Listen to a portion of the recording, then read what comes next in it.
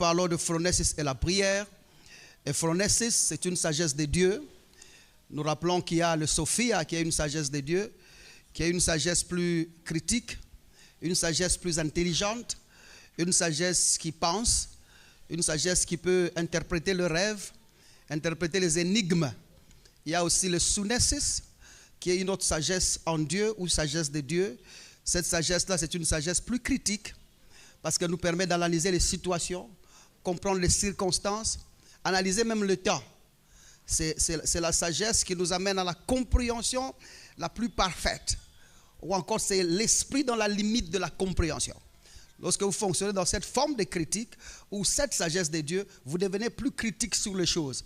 C'est la sagesse aussi qui nous aide à maintenir les choses initiées. Je parle de sunesis. Il y a des gens, quand ils commencent quelque chose, ils n'aboutissent jamais. C'est le manque de ce sunesis-là. Et je pense que plus tard, avant de conclure tout ça, nous allons rentrer dans l'élaboration pour voir comment les trois sagesses sont effectives dans la vie de quelqu'un. Et je pense que par la grâce de Dieu, on va en parler. Mais là, nous sommes en train de parler de phronesis. Phronesis, c'est la sagesse de Dieu la plus top, la plus élevée.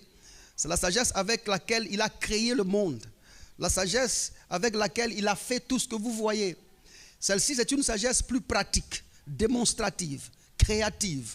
C'est la sagesse qui met en exergue ou en exercice beaucoup de choses. C'est la sagesse qui est appliquée, la sagesse qui est manifestée, la sagesse qu'on peut voir par des signes parce qu'elle est plus en action. Et nous avons défini cette sagesse ici pour des raisons de la prière et des raisons de notre positionnement dans la destinée en Christ. Nous avons dit que cette sagesse phronesis, c'est la compréhension active qui pose des actes et qui nous cause à le faire. Compréhension active, je répète, compréhension active qui pose des actes et qui nous cause à le faire. C'est-à-dire, il y a une compréhension qui est plus éveillée, qui est active, et cette compréhension-là pose des actes et nous cause à le faire. Plus nous sommes en train de descendre, ça va être plus clair parce que nous allons prendre des exemples plus élaborés selon que le Seigneur est en train de nous conduire. Donc nous avons dit à cela que tu dois parvenir à un niveau où tu ne fais pas ce que tu ne comprends pas. C'est la sagesse qui amène à la réalité de vie ce que tu as compris. C'est-à-dire, c'est parce que tu as compris que tu as fait. Ça t'évite d'improviser la vie. Ça t'évite de vivre par hasard. Parce que tu comprends et tu fais. Tu comprends, tu te positionnes. Tu comprends, tu choisis. Tu comprends, tu décides. Tu comprends, tu pars. C'est le rôle de cette sagesse-là. Et maintenant, si tu ne fonctionnes pas dans cette sagesse, il est plus évident que tu te retrouves dans une dimension où tu es étranger dans ta propre vie. Parce que tu verras que les gens feront des choses, mais toi, tu ne seras pas capable. Parce que cette sagesse-là n'a pas apporté chez toi la description d'une compréhension parfaite te permettant d'agir ou de fonctionner convenablement.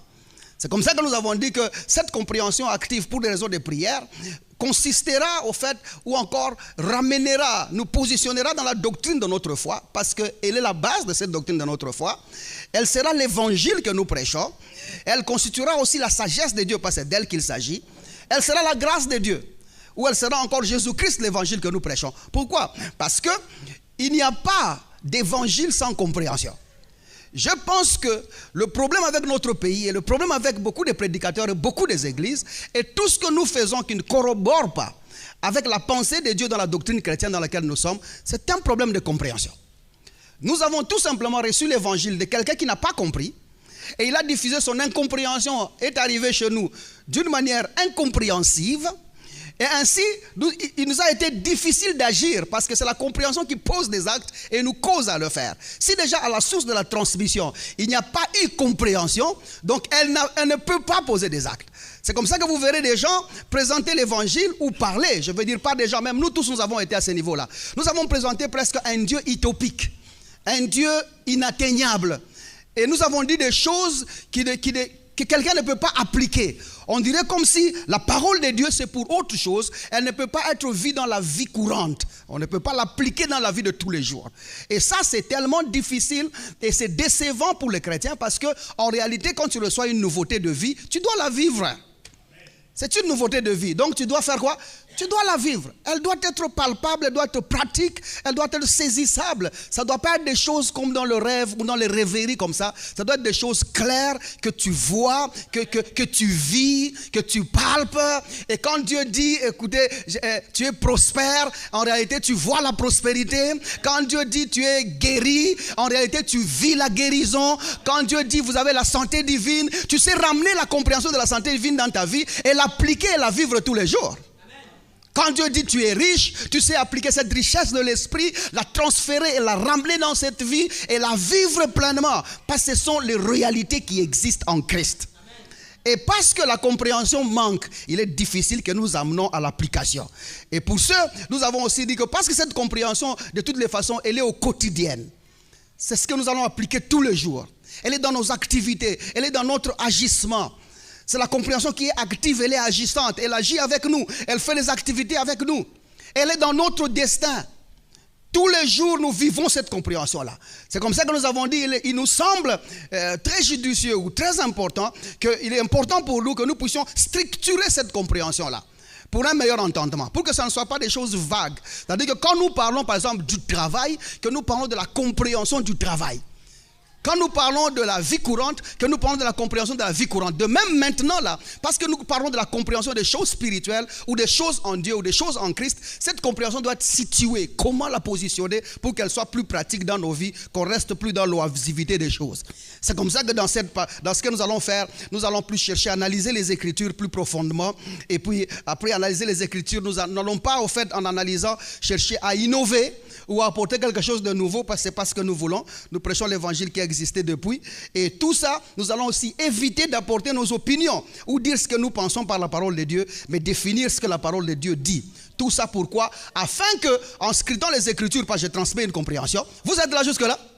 Bon, ça fait un bout de temps que je parle sans vous demander. Vous êtes là jusque-là? Très bien. Maintenant, en diffusant cette compréhension, le but pratique, c'est de parvenir à atteindre, si possible, à la même compréhension que les disciples ont eue.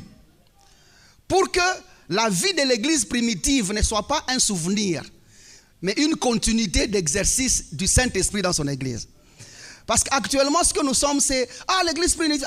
Dans l'église primitive, vous savez qu'il n'y a pas d'église primitive.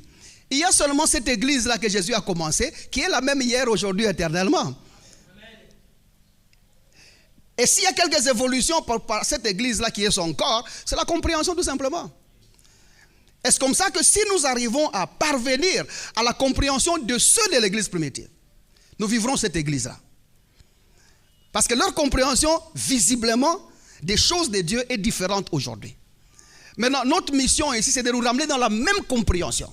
Pour que nous parvenions à atteindre le plan de Dieu. Parce que plus nous sommes passés d'interprétation en interprétation, tout en laissant la Bible derrière et la compréhension des Écritures derrière, nous avons commencé à vivre les pensées des hommes au nom de Jésus. Et c'est ce qui fait que les gens ne vivent plus la puissance de l'évangile. Les gens ne vivent plus la puissance de la parole. Parce que nous avions longtemps laissé la parole, mais nous sommes partis dans les pensées des hommes. Et c'est même le combat que nous avons. Et ceux qui prêchent sont avec moi dans le même combat. Vous voyez, il y a des gens qui sont prêts à soutenir une pensée de l'homme. Je vous dis bien, soutenir une pensée de l'homme. Et il la défend vigoureusement, avec énergie, essayant de prouver que nous qui prêchons Jésus ici, nous sommes en tort. Et c'est écœurant. Et moi, ça me dérange, ça me fait mal. Je vois comment est-ce que le diable est en train d'enfermer beaucoup de gens dans des interprétations humaines qui éloignent les gens au plan de Dieu dans leur vie. Et il faut que ça finisse au nom de Jésus-Christ. Ces choses-là doivent finir au nom de Jésus. C'est comme ça, prêche la parole. Aide-moi à dire à ton voisin, prêche la parole, mon frère. Il ne faut pas te taire, un peu plus fort. Prêche la parole. Annonce cet évangile ici. Ne te tais pas. Il ne faut pas rester en silence. Parle, dis quelque chose. Passe le temps à lire les Écritures à la maison. Et Dieu va nous aider ensemble parce que nous sommes dans une mission où nous voulons gagner les âmes pour le Seigneur. Et maintenant, le but, c'est rencontrer l'intention primaire et parvenir, si possible, à diffuser la même compréhension que les autres ont diffusée. Ce que je veux dire, c'est que si, par exemple, les Corinthiens ont compris un verset que Paul a écrit d'une certaine manière, parce que vous devez comprendre que les épîtres sont des lettres, non? Et les prophéties aussi, elles étaient dites, mais elles sont écrites. C'est-à-dire que la manière dont ces gens anciens-là ont comprise, c'est comme ça que nous devons aussi la comprendre. Ça doit diffuser la même compréhension. Il ne faut pas que ça soit, non, vous voyez, nous sommes en 20e siècle, ça. En 21e siècle, non, la Bible doit se comprendre autrement. Non. Nous prêchons un évangile invarié et invariable dans un monde qui varie tous les jours. Ce qui maintient le monde, ce qui maintient la vie, c'est la constance de la parole. Nous ne pouvons pas adapter l'évangile à notre temps, non. C'est notre temps qui doit se conformer à la puissance de l'évangile de Dieu. C'est comme ça que nous allons rester dans ça et diffuser la même compréhension. Alors la compréhension de la parole de Dieu doit rester la même hier, aujourd'hui et éternellement. Parce que c'est ce que la Bible dit. Si la parole de Dieu n'est pas constante, elle ne peut pas produire une vie de fermeté. Les gens vont commencer à bouger tous les jours. Parce que ça change tous les jours. Et c'est le problème de l'église aujourd'hui, la maladie de l'église aujourd'hui, où les fidèles changent de position tous les jours, les pensées changent tous les jours, certaines réalités s'éloignent de la vraie vie parce que la parole diffusée n'est pas constante. Elle doit rester constante au nom de Jésus-Christ. J'aimerais prendre un exemple ici, plus pratique, comme ça on est dans la parole de Dieu, qu'on voit un peu la compréhension pour qu'on analyse le modèle de compréhension. Observez Matthieu chapitre 16. Je pense que si on travaille comme ça, ça va nous aider à avancer un peu plus vite, pour qu'au moment où nous allons arriver là où nous sommes en train de partir, que ça soit un peu plus élaboré. Matthieu chapitre 16, à partir du verset 24. Je vous donne un peu l'histoire. Ici, Jésus vient de demander à ses disciples, que dites-vous que je suis? Après là, l'un d'eux dit, écoutez, tu es le fils de Dieu. C'est Pierre qui dit, tu es le fils de Dieu. Vous êtes là ce matin? Donnez pas votre attention comme ça. Si vous avez des Bibles, ça serait mieux que vous regardez vous-même. Ça serait, Jésus vient de dire, qui dites-vous que je suis? Par après, il dit, l'un des disciples découvre, poussé par l'Esprit bien évidemment, il obtient une révélation. Vous voyez là où on ne s'attendait pas qu'il y aurait une révélation, pap, l'un d'eux s'élève, il dit non, tu es le fils du Dieu vivant, tu es le Christ, le fils du Dieu vivant. Même Jésus est choqué dans son entendement. Quelle révélation! Il dit lui-même, ce n'est ni la chair et le sang qui t'a révélé, ce n'est ni la chair, parce que cette information ne peut pas être véhiculée parmi les hommes, personne ne la connaît jusque-là. Il dit ce n'est ni la chair, ni le quoi? Ni le sang qui te l'a révélé, c'est-à-dire que ça ne vient pas de la nature humaine, ça ne peut pas venir de la vie des hommes. Il dit ça ne peut être que Dieu. Et Jésus dit ce qui a suivi là, ainsi de suite. Mais ce qui est important dans tout ça, Jésus, après avoir compris qu'ils ont découvert, ou que l'un des disciples a dit ce qu'il était réellement, a commencé à leur expliquer le but du pourquoi le Fils était venu. Maintenant allons au verset 24. Ici, nous diffusons une compréhension. J'aimerais diffuser une compréhension parce que mon but ici, c'est prendre juste un exemple. Ça, c'est juste un exemple. Aide-moi à dire à ton voisin, c'est un exemple.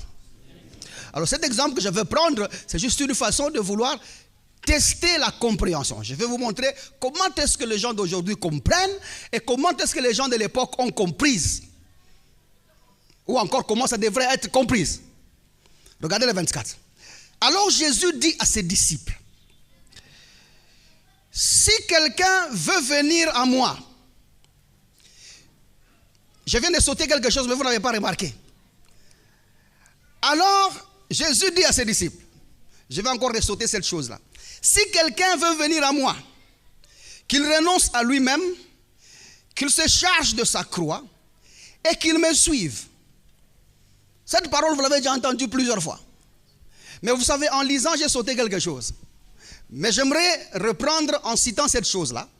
Mais vous verrez que ça ne va rien affecter, ça ne va rien sonner. Jésus dit à ses disciples, si quelqu'un veut venir après moi, quand je dis si quelqu'un veut venir après moi, vous dans votre entendement vous comprenez, si quelqu'un veut venir à moi. C'est ça, non? C'est comme ça qu'en traduisant, ils ont dit, ça devient une condition. Si quelqu'un veut venir à moi, je vais revenir. Laissez-moi d'abord diffuser la compréhension correcte, et puis la compréhension qui est dite aujourd'hui, et puis on va rentrer dans la compréhension qu'ils ont compris ces jours-là. Vous êtes avec moi jusque-là? Dis à ton voisin, ça va être bien, ça va être bien. Parce que vous savez, je pense que les grands temps commencent à scruter. Nous avons parlé ici, il faut excaver les Écritures, c'est ce que nous avons demandé de faire. Maintenant regardez, il dit, si quelqu'un, ça c'est Jésus dit, si quelqu'un veut venir après moi, qu'il renonce à lui-même, qu'il se charge de sa croix, et qu'ils me suivent. Ce que les prédicateurs aujourd'hui ont fait, c'est quoi? Ils ont pris cette phrase ici dans le conditionnel le plus parfait, le conditionnel le plus exigeant. Si tu veux venir à Jésus, comme si Jésus nous attend quelque part, et nous devons venir chez lui, Il te dit non, tu ne peux pas y aller. Attention, Jésus, il est saint. Il est très, très, très saint. Il n'aime pas le pécheur. Il n'aime pas ceux qui pêchent. Donc tu ne peux pas aller chez lui parce que lui, il est trop saint. Il ne te recevra pas. C'est comme ça que la Bible dit. J'en parle parce que j'ai entendu cette interprétation il n'y a pas très longtemps. C'est comme ça que j'en parle. Et bon, comme nous sommes sur les réseaux sociaux maintenant, si la personne l'entend, mon gombarik. Maintenant, il dit, lui il dit, tu ne peux pas t'approcher du Seigneur. Jésus dit, si tu veux venir à lui, si tu veux avancer là où il est, regarde-toi d'abord, parce que tu ne peux pas avancer auprès du Seigneur comme ça. C'est un Dieu saint. On ne joue pas avec le Seigneur. On ne joue pas avec Dieu. La Bible est claire. Si tu veux venir à lui, il dit, si quelqu'un veut venir à lui, qu'il renonce à lui-même. Tu ne peux pas aller comme ça. Tu dois te refuser toi-même. Il y a des habitudes qui sont mauvaises, que Jésus n'accepte pas. Il y a des manières qui sont mauvaises, que Jésus n'accepte pas. Il y a le péché qui est dans ta vie, que Jésus n'accepte pas. Alors tu ne peux pas aller comme ça, les yeux fermés. La première des choses, tu dois renoncer à toi-même. Et par le renoncement, il faut confesser ses péchés. C'est ça, non? Comment est-ce qu'on renonce à soi-même? Confesser ses péchés. Il faut dire ce que tu as fait. Il faut dire que tu es une mauvaise personne. Il faut reconnaître tes fautes. Il faut demander pardon. Il faut te repentir. Tous ces vocabulaires, nous allons les attaquer plus tard. Il faut te repentir. Ce n'est que comme ça que tu entres maintenant sur la voie d'arriver là où il est. Parce qu'il est trop saint. Vous êtes encore avec moi jusque-là? Ça, c'est la première des choses. Oh, vous ne répondez pas. Vous êtes avec moi jusque-là? La deuxième des choses, ça c'est la compréhension que nous avons tous eue. Au fait, le monsieur là, en parlant comme ça, c'est ce que moi aussi je comprenais avant. Là, c'est pas maintenant. Avant. Parce que ça, c'est la compréhension humaine. Vous voyez, nous parlons ici de ce qu'eux comprennent maintenant. Mais nous allons rentrer tout de suite dans ce que Jésus voulait dire et quelle compréhension il voulait diffuser à l'époque. La deuxième des choses, il dit, comme maintenant tu as renoncé à toi-même, tu as demandé pardon, tu as dit à Dieu que tu es une mauvaise personne, tu as dit à Dieu tes caractères et tes mauvais comportements. Tu vois, il y a certains péchés que tu ne peux pas confesser par toi-même, certains péchés tu vas à genoux, c'est comme ça qu'on renonce à soi-même.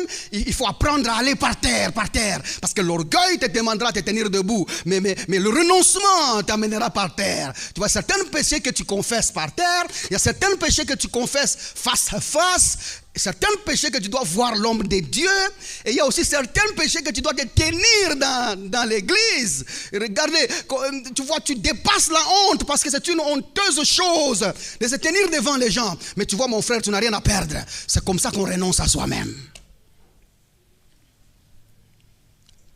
Et la deuxième des choses, ils ajoutent, après avoir renoncé à toi-même, ils ajoutent et disent, il faut se charger de sa croix. Le renoncement ne suffit pas. Quand tu veux aller chez Jésus et tu veux qu'il vive dans ta vie, tu veux marcher avec le Seigneur, tu veux faire de grandes choses avec le Seigneur, après avoir renoncé à toi-même, il faut accepter de porter ta croix. Ça, c'est la dimension à laquelle tu acceptes que Dieu te fasse passer par la souffrance. Qu'il t'humilie, que tu te charges de souffrance. Que tu passes par là, parce que Dieu va te tailler avec des choses. C'est comme ça qu'il faut parvenir après la confession, après le renoncement. Deuxième étape, c'est le brisement. Porter la croix, c'est l'étape de brisement. Il faut briser sa vie. Il faut être une personne brisée, parce que Dieu résiste aux orgueilleux et il fait grâce aux humbles. Quand je parle avec énergie comme ça, vous pensez que je parle vrai? Tu ne peux pas t'approcher de Dieu comme ça. Il faut être brisé. Beaucoup de gens résistent au brisement. C'est comme ça que la vie ne change pas. Quand tu renonces au péché, déjà, par le renoncement du péché, il y a quelque chose que je n'ai pas cité, mais qui est quand même important. C'est possible, après avoir confessé en public, confessé parmi les gens, ou confessé devant les pasteurs, rappelle-toi, le renoncement passe aussi au cure d'âme. Il faut curer l'âme. Parce que quand on cure ton âme, c'est comme ça que tu renonces à toi-même. Après avoir renoncé à toi-même, ça ne suffit pas. Il faut passer au brisement. Parce que quand tu demandes pardon de l'orgueil, demain tu vas encore rentrer dans l'orgueil. L'unique façon de briser l'orgueil, c'est par le brisement de la souffrance. Dieu va permettre à ce que tu demandes le sel à ton voisin.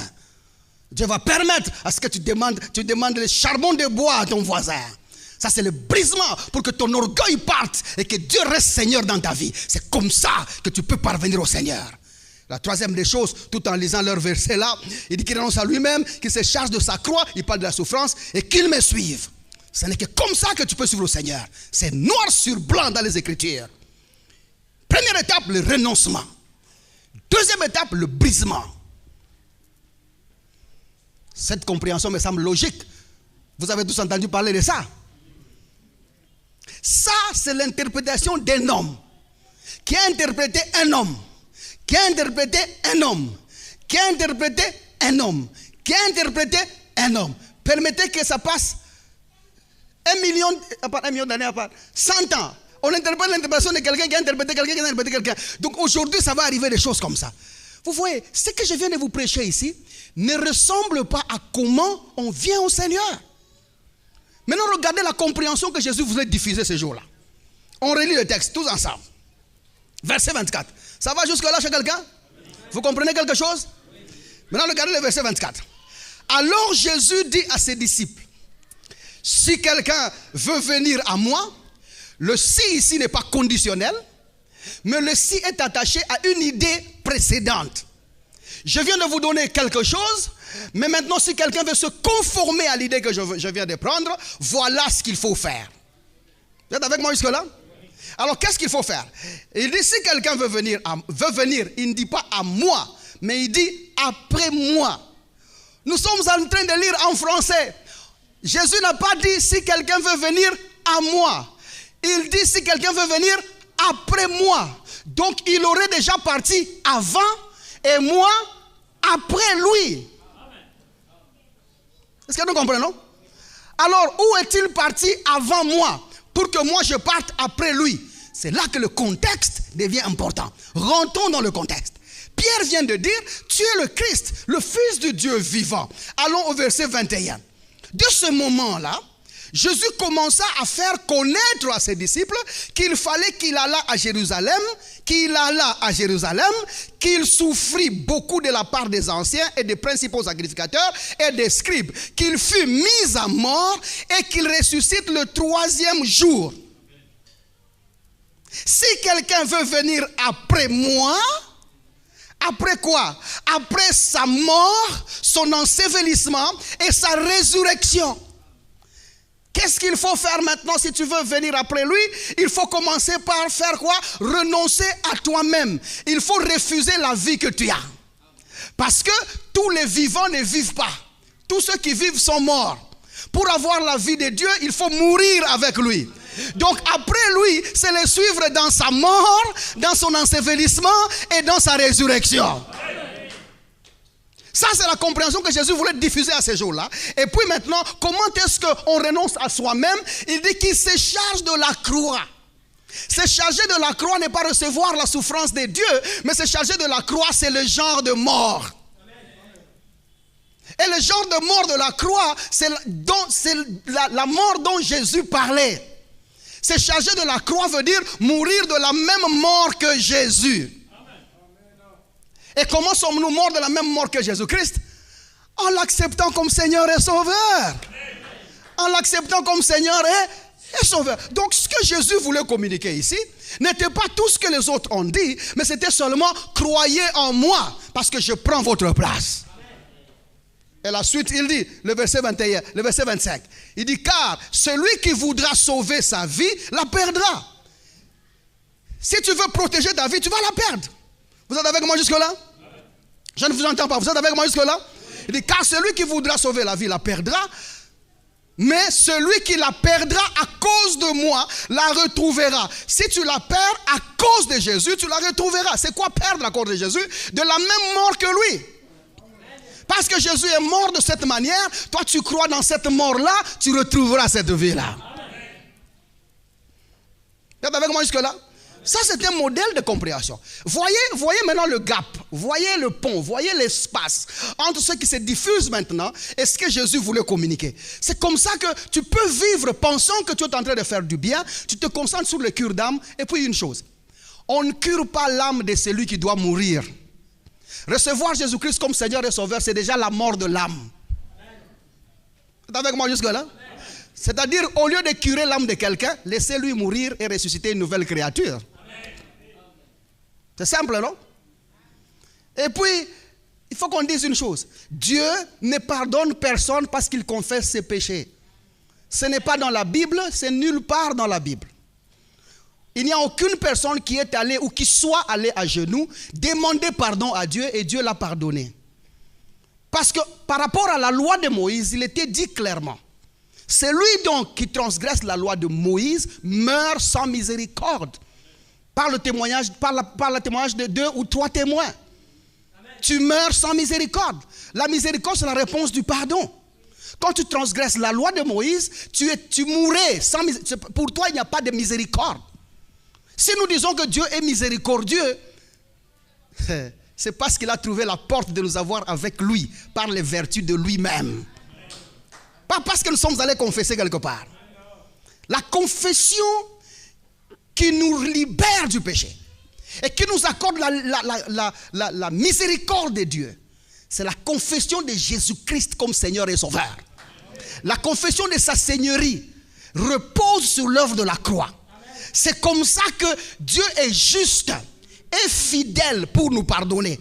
Si Dieu te pardonne autrement que par la confession de Jésus-Christ, il n'est plus juste, il devient injuste et fanatique. Ou avec des penchants. Tous ont péché et sont privés de la gloire de Dieu. L'unique voie par laquelle nous avons été restaurés dans la gloire de Dieu, c'est par la confession de la Seigneur de Jésus-Christ. Et non par l'énumération de nos fautes. Quelqu'un me comprend jusque-là? Ça, c'est la compréhension que la Bible diffuse. Dieu n'a pas un petit groupe de ses enfants qui viennent demander pardon chaque dimanche, qu'il pardonne et qu'il repardonne le dimanche prochain et qu'il repardonne l'autre dimanche. C'est comme ça que ces gens-là ne changent pas. Amen. Et la formule de pardon ou demander pardon à genoux, c'est une formule humaine. Ce n'est pas biblique. Aller à genoux dans la Bible ou lever les mains dans la Bible ont été strictement concentrés et placés pour des raisons d'adoration au Seigneur. Et jamais pour demander pardon. Parce qu'il ne faut pas oublier, disons quand même une chose. Lorsque vous êtes un pécheur, Dieu est dans cette pièce-là, juge. Il est juste juge. Et devant un juge, le pardon ne compte pas. Ce sont les faits qui comptent. Demande à ton voisin, est-ce que tu comprends? Quand tu as transgressé à la loi, c'est la loi qui parle à ta place. Il a volé, oui, il a volé. Qu'est-ce qu'il a fait? Il a fait ceci, il a fait ceci. Le propriétaire était là, il n'était pas là. Le propriétaire lui a donné, non, il ne lui a pas donné. Il a cassé, il a cassé. Qu'est-ce que la loi dit par rapport à ce qu'il a fait? Ce sont les faits qui comptent. Et ce sont les faits qui font parler la loi. Et si Dieu est juste, il doit respecter la loi. C'est comme ça que lorsque nous étions tous des pécheurs, nos transgressions et notre péché dans le tribunal de Dieu a trouvé un Dieu juste qui a demandé une juste rétribution. Il n'y a pas eu fraude. Le prix a été payé. Je veux dire que tout ce que la loi réclamait, tout ce que les cœurs de Dieu réclamaient, ont trouvé paiement dans ces parquets-là ou dans ces lieux de jugement. Qu'est-ce que je veux dire? Certaines personnes disent, non, tu sais, c'est Jésus qui est mort pour nous. De toute façon, Jésus c'est le Fils de Dieu bien-aimé. Jésus c'est le Fils de Dieu, tu vois. C'est comme si, voilà ce qu'ils s'imaginent. Nous sommes entrés dans le parquet, et puis c'était moi le criminel. Et puis j'ai dit, ah Seigneur, comment? C'est moi. Et Jésus m'a dit, oh, Joshua, tu es là? J'ai dit, oui, oui, oui. Je suis là, Seigneur. Tu es content pourquoi? Je suis content parce que toi tu es là, Seigneur. Tu vois comme tu es là, c'est ton Père qui est juge. Tu vas parler pour moi. Plusieurs personnes ont cette mentalité-là, que Jésus a parlé en leur faveur devant Dieu lorsqu'ils avaient un péché ou lorsqu'ils sont pécheurs. Je suis désolé, non. Ce n'était pas comme ça. Je répète, je suis désolé, non. Il est vrai que Jésus est entré dans ce tribunal. Il a trouvé que tu étais condamné à mort. Mais lorsque la sentence de la mort a été prononcée sur toi, Jésus s'est levé. Il a dit, laissez-moi prendre sa place. Est-ce que nous comprenons? Laissez-moi faire quoi? Prendre sa place. Et nous étions dans ce parquet-là, ou dans ce tribunal-là, en train de regarder le Fils de Dieu, le Fils du juge, aller accepter ma sentence. La Bible dit, lorsque je serai élevé, je ramènerai les jugements des hommes à moi. C'est-à-dire que tous les jugements du monde est retombé sur Jésus-Christ qui était dans ce tribunal-là, acceptant de prendre ta place. Mais vous savez la sentence c'est quoi? L'âme qui pêche, c'est l'âme qui mourra. Le salaire du péché, c'est la mort. Et Jésus-Christ a accepté de prendre cette mort-là à ta place. Et je dis bien, il a pris à ta place. C'est comme ça que la Bible dit, nous avons un avocat auprès du Père. Tu t'imagines? L'avocat n'est pas de notre côté. L'avocat est du côté du Père. C'est un pire moukonfia de Dieu. Tu as un avocat qui est un pire de Dieu. Vous êtes avec moi jusque-là? Je reprends un peu pour que ça se comprenne. Donc nous avons un avocat qui est un pire garde du juge. Mon avocat, c'est l'ami du juge, pas l'ami, c'est le pire du juge. Aïe, je vais dire quoi? Vous m'avez compris quand même? Maintenant, il n'est pas avec nous. Il est du côté de Dieu. Notre avocat est du côté de Dieu. Mais il parle en notre faveur. Il a des portes d'entrée auprès du juge. Il sait ce qui console les juges. Il sait ce qui fait plaisir aux juges. Il sait ce que les juges aiment. Et il parle en notre faveur. Et cet avocat-là, quoi qu'il est en notre faveur, il a dit, je veux mourir pour eux. Je veux mourir pour lui. Nous l'avons vu prendre notre place. Il y a des scénarios. Comme moi, quand je lis la Bible, je suis en train de voir un peu ce que presque les gens ne voient pas. Vous vous imaginez? On arrête Jésus dans cet endroit-là, qui s'étend de prier, l'endroit d'intercession à Gethsemane. Et puis, il y a un petit combat, et puis on l'arrête. Et Pierre, qui avait déjà commencé à manifester certaines forces, il voit, son sauveur, on l'a pris. Tu vois, tu réalises. Si c'est lui qui a pris ma place, pourquoi ne se défend-il pas? On le chicote. Et tous les disciples s'identifient en lui. Ils se rendent compte qu'au fait, ce type, on le tape parce que de la même manière que je ne pourrais pas résister avec les soldats romains, c'est de la même manière que lui aussi ne résiste pas. On l'amène, on l'accuse, il ne se justifie pas. Le monsieur part, on commence à le chicoter, il avance. Et tout le monde s'étonne. Oh, on va le libérer demain. Après demain, non, on ne le libère pas. Il est en train de partir. Et puis, avant d'arriver à la croix, quelque chose va se produire. Un tremblement de terre, ou quelque chose va souffler là-bas, ou c'est quoi encore, ou l'orage, ou une foudre va s'abattre, et puis ça va finir. Non, il monte à la croix. Pendant qu'il était en bas, d'abord, premier clou, deuxième clou. Eux, ils regardent de loin. Ils disent, mais c'était pas un antiballe. Ce type, c'est vrai. Il remonte. Au-dessus, poup, et puis Eloi, il meurt. Pierre, c'est vrai qu'il est mort? Jean, je constate comme toi, il est mort. Thomas dit, reculons un peu. Ça, ce truc commence à être sérieux. Ça, ce n'est pas vrai, c'est pas possible. La Bible dit que tous les proches de Jésus regardaient de loin. Ceux qui attendaient un miracle à la croix sont tous partis au loin parce qu'ils étaient déçus de l'événement. Ce qui se passait là-bas était le contraire de leurs attentes. Et puis, il rend l'âme. Et puis on le descend. Il est vraiment mort. Non. Allez d'abord le bouger. Peut-être qu'il va ressusciter. Peut-être semblant. Non, il est en agonie. Non, il est mort. Et puis constat, il est mort. On commence à le lier. Et puis, on le ferme. Et puis, trouvons un tombeau. On le met. Et puis, Et puis, Kirio Kinesh. Qui l'a monté quoi? Ah, c'est vrai. Donc, il est mort. Vraiment, il est mort. Il est mort. Il est mort. Il était mort. Mort comme mort. Premier jour. Deuxième jour. Troisième jour le matin, d'autres disent, mon frère. Dehors, il y a une pression forte. Les gens le cherchent partout. Tout replié et tout. Thomas d'ailleurs, à cause de la pression politique, ne dormait pas avec eux. Parce qu'il avait peur qu'un jour on va casser la porte et les arrêter tous. Il dormait chez eux, il revenait le matin. Il dort chez lui, il revient le matin. Parce que c'était pas bien. Papa, il faut s'imaginer c'est une situation dans laquelle vous tremblez tous, vous paniquez tous. Le gars, il est mort. Troisième jour, il ressuscite. Et ainsi tout le monde se rend compte que il a fait tout ça pour moi. Pourquoi est-ce qu'il y a une forte joie quand il ressuscite? Parce que quand il prend notre place, nous sommes encore dans le parquet où nous imaginons, aussi longtemps qu'il n'a pas fini la peine, je ne suis pas libre. Celui qui a pris ta place, aussi longtemps qu'il sera en prison, tu n'es pas encore libre. les 3 jours et 3 nuits ont suffi pour apporter la joie interminable à celui qui est sauvé. C'est comme ça que Paul dit, nous sommes plus que vainqueurs. Nous ne sommes pas vainqueurs parce que le vainqueur, c'est celui qui se bat. Nous sommes plus que vainqueurs parce que nous célébrons de la victoire d'une guerre que nous n'avons pas combattue. Quelqu'un a fait ça pour nous. Est-ce que nous comprenons? Jésus était réellement mort. Et si tu sais qu'il est mort pour toi et qu'il avait pris ta place et que Dieu ne l'a pas fait aucune faveur, Dieu ne l'a pas fait aucune faveur, ta vie doit être différente. Tu marches tête haute, sachant que cet homme est mort pour moi, il a payé la peine. Je suis libre maintenant. Tu vois, si Jésus, par exemple, quelqu'un prend ta place, il est à Kassapa en prison, il est là enfermé. Aussi longtemps qu'il a pris ta place, même toi en ville, tu ne te promènes pas bien. Tu auras tout le temps peur. C'est parce que si tu fais tomber les arachides d'autrui, tu annules celui qui est en prison là, c'est toi qui vas partir. Et tu es là en train d'attendre. Tu ne vivras pas en paix. Mais tu t'imagines un jour, tu as la poste, tu regardes au loin, il ressemble à cette personne-là. Et puis tu regardes, c'est lui, il s'approche, c'est lui. Papa, quelle célébration tu vas faire? Moi d'abord, je vais te laisser là.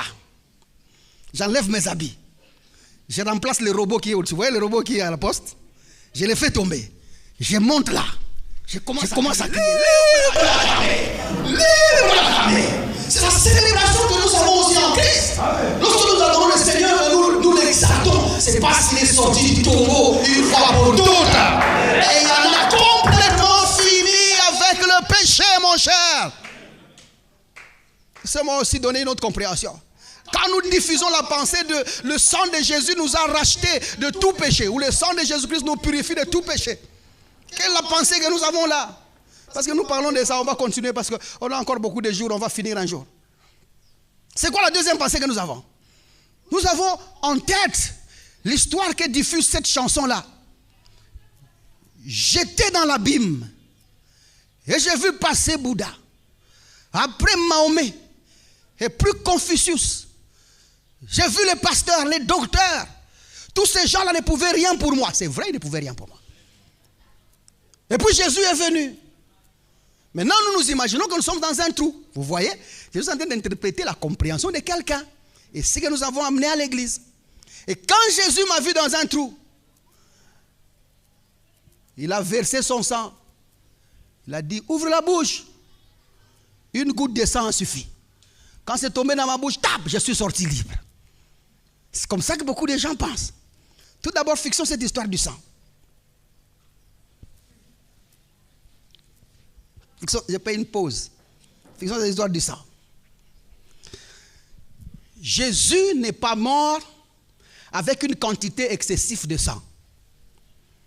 Jésus est mort avec le même nombre de litrages de sang que toi tu as ou que n'importe qui peut avoir. Rappelez-vous, c'était un homme. Edouard dit à ton voisin, c'était un homme. C'était un homme qui avait pris ma place. Maintenant, la quantité de sang que Jésus a versé, c'est la quantité de sang que n'importe quel homme peut verser. Amen. Pour vous décevoir, vous autres ici qui êtes en train de me regarder, il n'y avait pas de force mystique dans le sang de Jésus. Il n'y avait pas de pouvoir magique dans le sang de Jésus. Le sang de Jésus était si vide qu'il est aujourd'hui. D'ailleurs, je suppose que si Jésus avait vécu au Congo dans cette période, son sang aurait même la malaria. Même juste une croix, parce qu'au Congo, tout le monde a à peu près une croix. Au moins une croix quelque part. Donc, ce n'est pas un sang liquide dans lequel on peut compter. Je suis déçu de vous dire ça. C'était le sang d'un homme normal. La Bible dit qu'il s'est rabaissé au niveau de tout homme. Maintenant, qu'y a-t-il avec le sang? Il n'y a pas de pouvoir extraordinaire dans le sang. Il n'y a pas de force magique dans le sang. Si le sang liquide devait être utile, ou encore, il faut que je parle un mot français, le sang liquide ne pourrait être utile que si l'homme naissait pécheur. À ce moment-là, le salut ne serait pas un problème qu'il a à la croix, mais une effusion de sang suffirait. C'est-à-dire, on enlève le sang dans le corps de Jésus, on m'injecte le sang de Jésus avec le pouvoir qu'il a, il dilue tout mon péché dans le sang, et puis je deviens un enfant de Dieu. Malheureusement, nous ne sommes pas nés des pécheurs. Le péché n'est pas dans le sang de l'homme. L'homme est devenu pécheur. Le prototype de la vie, c'est Adam. Adam est né innocent ou a été créé innocent et il est devenu pécheur par ses décisions. Et c'est comme ça qu'il s'est retrouvé dans la prison du péché. Je sais qu'on vous a dit que nous avons le péché naturel. Le péché naturel n'est pas biblique. C'est parce que la Bible démontre. Nous ne sommes pas nés pécheurs. L'homme n'est né pas pécheur. L'homme devient pécheur. Et c'est comme ça que lorsque Jésus naît, Jésus-Christ, il est venu comme un homme, venant aussi affronter les raisons de la prison du péché et n'est jamais se retrouver dans cette prison-là. C'est à cause de la liberté de vie par son incarnation. Étant libre, qu'il peut libérer ceux qui sont captifs. Parce qu'il n'y a qu'un homme libre qui peut libérer les captifs. Jésus est ici le prototype de Moïse, qui était juif comme tous les autres juifs, mais qui n'était pas esclave comme les juifs. C'est comme ça que Moïse pouvait libérer les autres juifs, parce que lui était libre parmi les juifs. Quelqu'un est avec moi jusque-là? Maintenant, je disais bien, si un homme était né pécheur, ou si le péché était dans notre sang, donc Jésus-Christ, il ne voulait pas demander qu'il aille à la croix. Il naîtrait avec un sang mystique, un sang glorieux, un sang puissant. Et ainsi, nous retirerons juste quelques gouttes de sang et nous injecterons, et ainsi nous deviendrons de nouvelles créatures. Mais la Bible dit que la nouveauté de vie, ce n'est ni par le sang, ni par la volonté de l'homme, ni par la chair. Nous sommes nés de Dieu. Comment est-ce que nous naissons de Dieu? Par la résurrection d'entre les morts. La résurrection, ce n'est pas revenir à la vie. La résurrection, c'est l'immortalité. C'est comme ça que ceux qui sont revenus à la vie meurent encore. Mais ceux qui sont ressuscités ne meurent plus jamais. Nous ne mourrons plus jamais. Je dis bien, nous ne mourrons plus jamais. D'ailleurs, il est même fort possible que si la compréhension de l'évangile entre en toi, que tu ne meurs même pas physiquement plus jamais. Car Paul est en train de dire, nous ne mourrons pas tous. Et Jésus lui-même dit, certaines personnes verront le Fils de Dieu venir. Parce que l'immortalité a avalé la mortalité. C'est ça. C'est ça la résurrection. La résurrection, c'est lorsque l'immortalité avale la mortalité. Ce n'est pas revenir à la vie. Lazare qui est sorti du tombeau, Lazare est mort encore. Est-ce que nous comprenons là-bas? Maintenant, qu'y a-t-il avec le sang de Jésus? Parce qu'il faut que je finisse ça. Le sang de Jésus, toute sa gloire est dans le concept qu'il diffuse. Lorsqu'on dit Jésus a versé de son sang, ce n'est pas Jésus a fait tomber les gouttes de sang. Ce n'est pas ce qu'on veut dire. Vous voyez déjà, quand je parle comme ça, ça va t'éviter que tu commences à implorer le sang de Jésus. Le sang de Jésus ne s'implore pas. C'est un liquide. Si c'était vrai, ça doit être déjà sec en ce moment ici. C'est ça, non? Il est mort aujourd'hui. Il y a plus de 2000 ans qu'il est mort. Je rencontrais un prêtre, un certain moment, il y a quand même longtemps, lorsque nous étions dans nos stages. Et le prêtre dit, tu sais quoi, sur cet altar-là, sur cette estrade de cette paroisse-là, il y a le petit bois qui était à la croix de Jésus et qui avait touché son sang qui coulait. Quand tu te tiens sur cet altar-là, c'est un altar qui sanctifie ou qui purifie du péché. C'est comme ça que, maintenant il dit, c'est comme ça que, pour monter à cet altar-là, nous devons faire la confession des péchés et se sanctifier. Comme ça, être saint sur l'altar qui a en lui-même le petit bois qui était à la croix de Jésus qui sanctifie. Je dis, mon père, il y a un problème. Parce que si le sang l'a sanctifié qui est au bois, donc l'altar doit être un lieu où on note le péché des gens, c'est ça, non? Pourquoi tu te sanctifies avant? Va comme ça, pécheur, monte sur l'altar, tu es sanctifié, et puis la vie commence et continue, c'est ça, non? Ça, ce sont les pensées des hommes. Aide-moi à dire les pensées des hommes.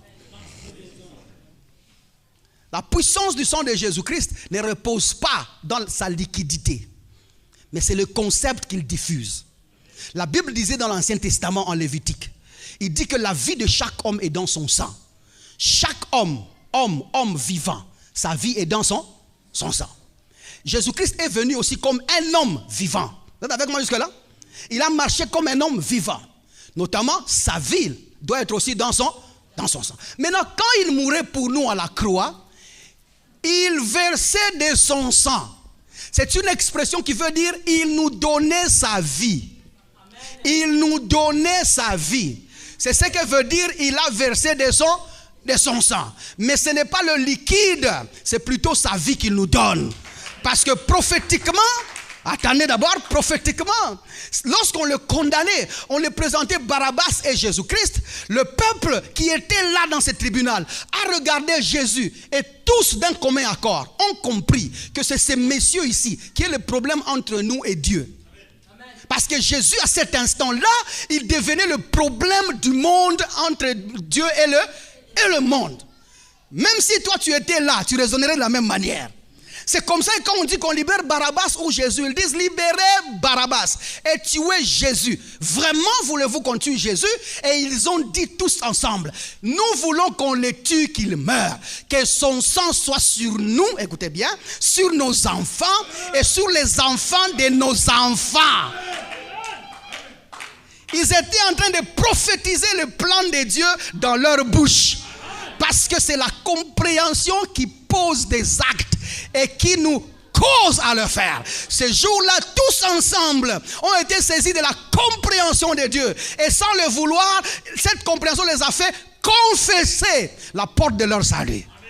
Si la vie de Jésus est sur moi, et s'il est sur mes enfants, et sur les enfants de mes enfants, c'est-à-dire que la malédiction et la condamnation qui pesait sur nous, à partir de nous, sera annulée une fois pour toutes, si cet homme ici mourait. J'ai vu là? Je ne peux pas finir ça sans dire un truc. Exode. Je vais finir par ça, parce que notre temps est en train de partir. J'ai prévu de dire beaucoup de choses, mais ça c'est parce que vous avez provoqué le problème de sang.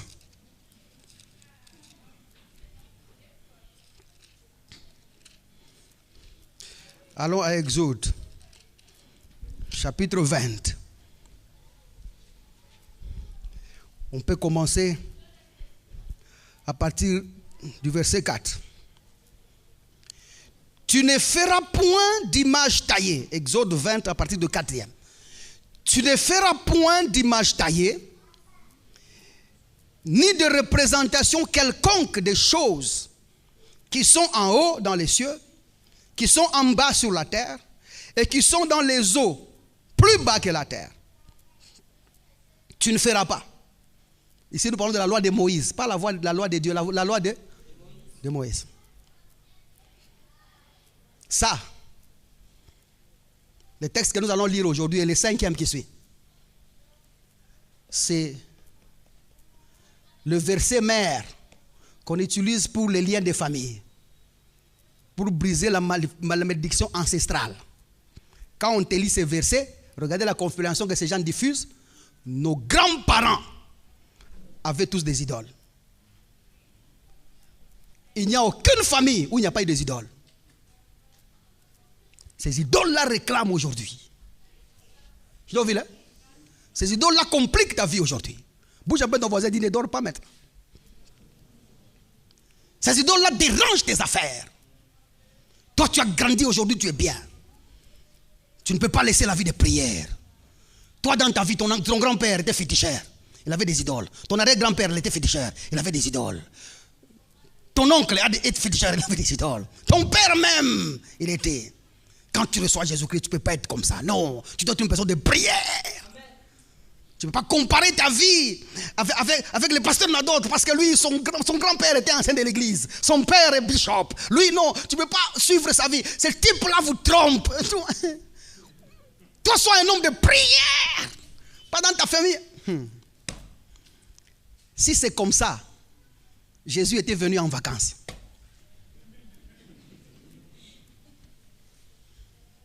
Et il faut qu'on dise une chose.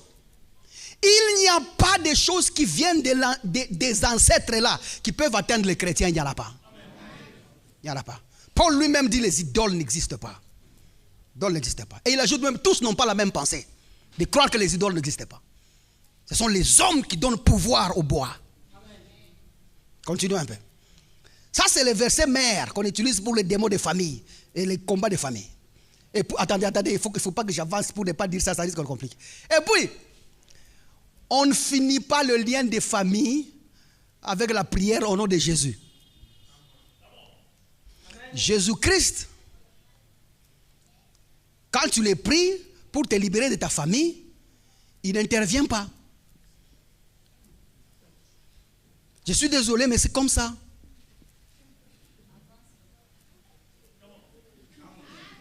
C'est comme ça que vous remarquerez que vous combattez les choses de famille, mais ça ne finit pas. Ça a l'impression de ne pas finir. Seigneur, je brise ces liens de famille. Nous avons tous des enfants chez nous. Ma soeur a eu un enfant chez nous. Moi, l'autre soeur a eu son enfant chez nous. Ma tante avait eu un enfant chez nous. Maman même nous a eu chez nous. Parce que chez nous, là, c'est devenu chez votre maman. C'est toi aussi, tu es là. Maman même nous a eu chez nous. Moi, je brise ça au nom de Jésus. Et finalement, tu finis aussi par avoir un enfant chez vous. Comment est-ce que ces liens de famille-là semblent être plus forts que la prière?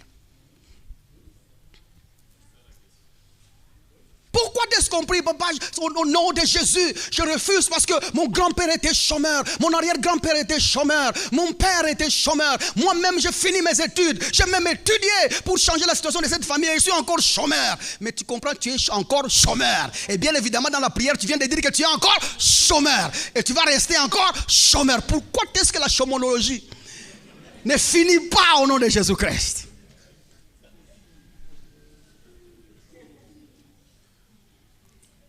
La réponse est le cœur. Jésus n'intervient pas dans les choses des familles d'autrui.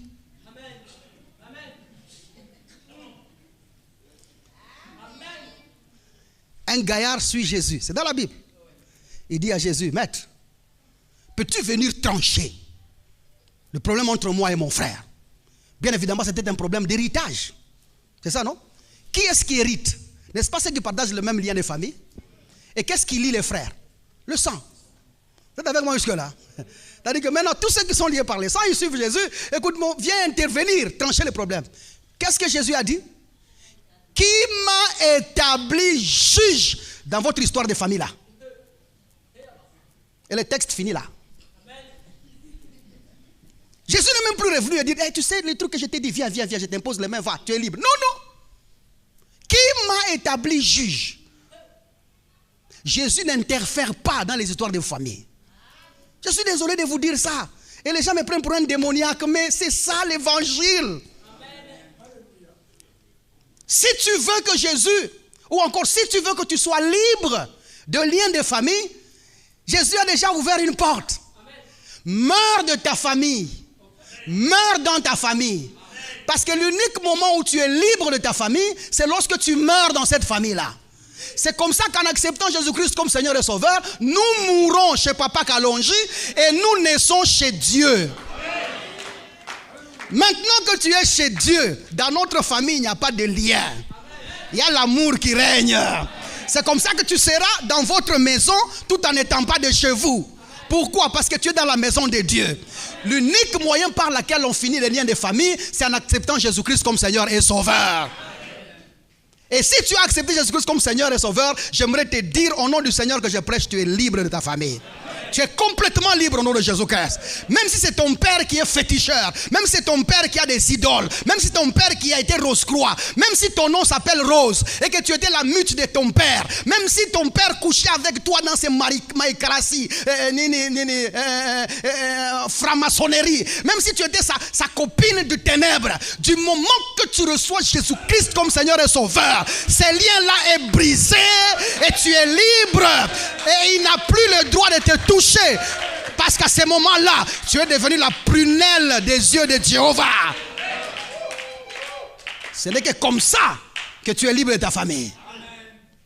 Maintenant, terminons avec ça, parce que c'est de ça qu'on parlait. Verset 5. Il dit, tu ne te prosterneras pas devant elle. Nos pères se sont prosternés. Toi aussi, tu t'es prosterné. Vous étiez dans la maison, là, vous vous prosternez en série. La Bible dit, tu ne te prosterneras pas. Et tu ne le serviras point. Car moi, l'Éternel, ton Dieu, je suis un Dieu jaloux. Le mot jaloux là-bas veut dire passionné. Je dis bien pas passionné. Parce que Dieu est esprit. Les fruits de l'esprit, nous les connaissons. Les fruits de l'esprit, c'est la jalousie? Non. Ça, c'est la passion. Il dit, je suis un Dieu passionné. Et puis il ajoute, il dit, qui punit l'iniquité des pères sur les enfants jusqu'à la 3e et la 4e génération. Maintenant, voilà ce qu'on nous a expliqué. Si vous avez été idolâtre, si dans votre famille il y a eu des idolâtries, Dieu va venir et vous punir. La vie que tu es en train de vivre là, c'est Dieu qui est en train de faire. Il faut arranger avec lui. Tes parents ont construit des hôtels qui te portent des problèmes. Toi aussi, viens arranger avec Dieu, avec une offrande que tu vas placer sur l'autel, afin d'adoucir le cœur de Dieu.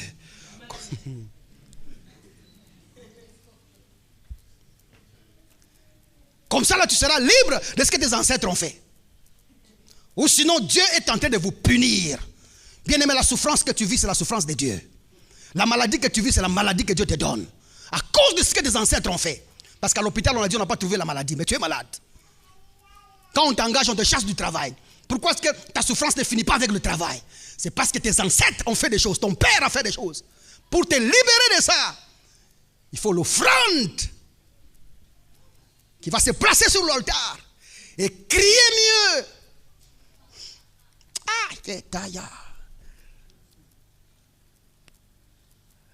Ou sinon Dieu est en train de punir le péché des parents sur les enfants. Ok. Oui, ça c'est la compréhension qu'ils ont diffusée. Mais rentrons dans la lecture. Écoutez ce que la Bible dit. Je suis Dieu, je suis un Dieu jaloux qui punit. Il dit quoi? Le verbe c'est quoi? Dieu punit l'iniquité des pères. L'iniquité de qui? Dieu les punit où? Sur les enfants.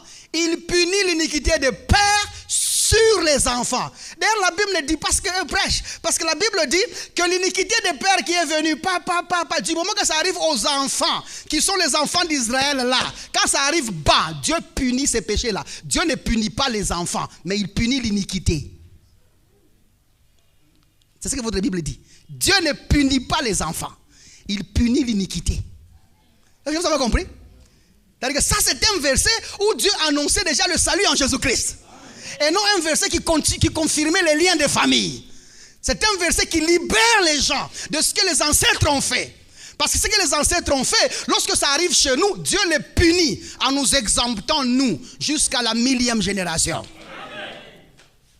Et c'est quoi la punition que Dieu a offerte? Ces jours-là, ils ont dit, laissez-le mourir, que son sang soit sur nous, sur nos enfants et sur les enfants de nos enfants, les enfants des enfants de nos enfants. Dieu a ainsi en Christ puni le péché passé de tes ancêtres.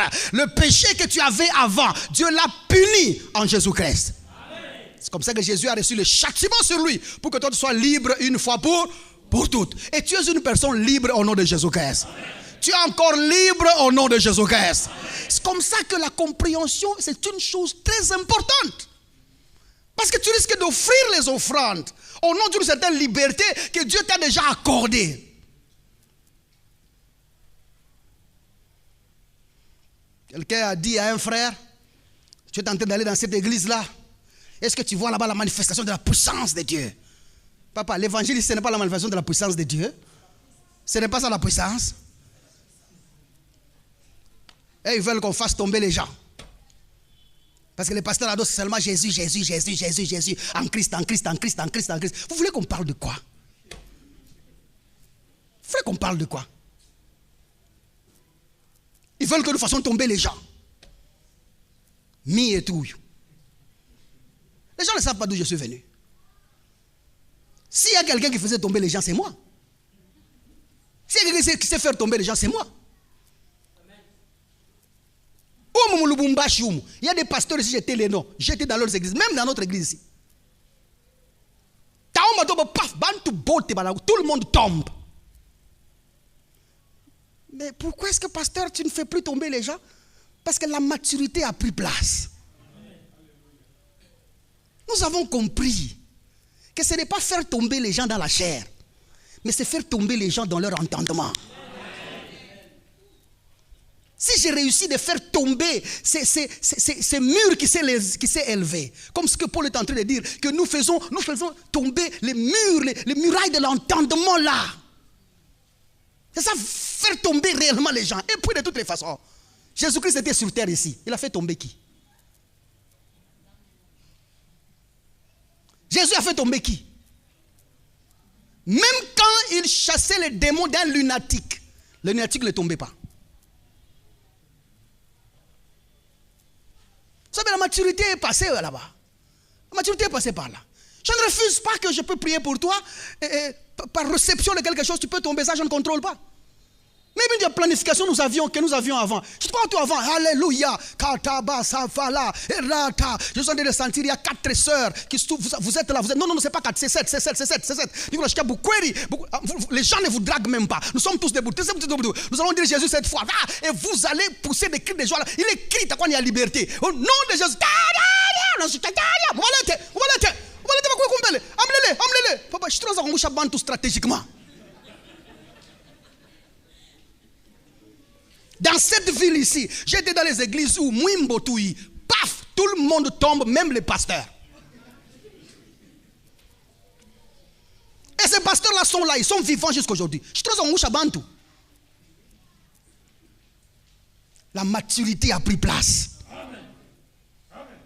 Nous avions fait tomber les gens qui sont devenus les mêmes personnes.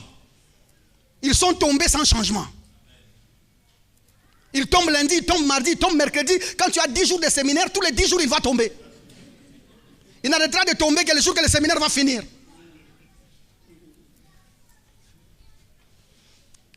Et les sœurs et les frères ont des sensibilités. Non, apana. Babo. Nous faisions tomber des papas. Papa. Tu es encore loin. Mais il se réveille, il a toujours son ventre, il a toujours sa bière, il a toujours son mauvais comportement. C'est comme ça que nous nous sommes décidés de commencer à faire tomber les gens dans leur entendement. Par l'évangile. Parce que c'est la correction qu'il faut. Si tu as reçu l'évangile de Dieu, papa, ce que nous faisons ici, c'est de te transporter, t'amener à un endroit où le diable te voit, il ne sait plus quoi faire. Parce qu'il sait que s'il commence à faire, tu sauras que c'est lui. Est-ce que quelqu'un m'a compris jusque-là? Tu es libre au nom de Jésus-Christ. Je répète, tu es libre au nom de Jésus-Christ. Si ce peu ici est parvenu jusqu'à toi, reçois ça au nom de Jésus-Christ et puis nous allons avancer. Acclame le Seigneur là-haut.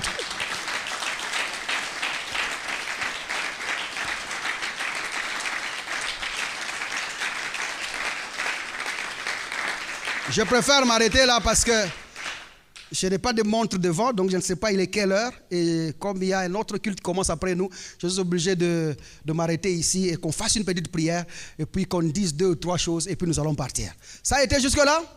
Très bien. Et prochainement, la séance prochaine, je crois que je vais prendre un autre exemple d'un autre verset et puis progresser dans la pensée telle que le Seigneur est tenté de vouloir nous dire. Et ça sera bien au nom de Jésus-Christ. Et nous va dire à ton voisin, ça sera bien au nom de Jésus-Christ. Que le Seigneur Dieu ouvre ton entendement au nom de Jésus. Qu'il ouvre ta compréhension au nom de Jésus-Christ. Là où tu es, si tu entends le son de ma voix, reçois l'entendement au nom de Jésus.